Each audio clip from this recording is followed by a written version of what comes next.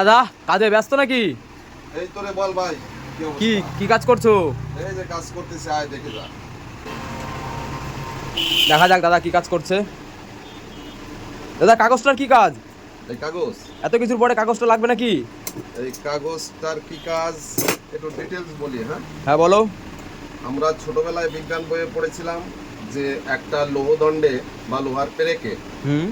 যদি তামার তার পেঁচানো হয় হ্যাঁ এবং তার সেই তারের দুই দিকে যদি ব্যাটারি দিয়ে কারেন্ট দেওয়া হয়, তাহলে লোহার ওই পেরেকটা চুম্বকে পরিণত হবে, তাই তো? হ্যাঁ হ্যাঁ হ্যাঁ হ্যাঁ। তো ঠিক সেই সিস্টেম এটা আমি তৈরি করছি। এটা একটা ফ্যানের কয়েল, সিলিং ফ্যানের কয়েল। তো এটা খুব ডেঞ্জার। এটা কেউ যেন বাড়িতে ইউজ না করে বা কারেন্ট চার্জ না করে ডাইরেক্টলি।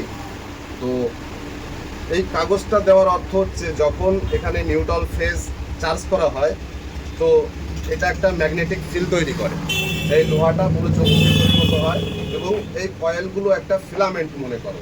যেমন নিউট্রাল আর ফেজ যদি এখানে দেওয়া হয়, তাহলে এই পুরো তারটাই একটা ফিলামেন্ট তৈরি হবে এবং হিট হবে।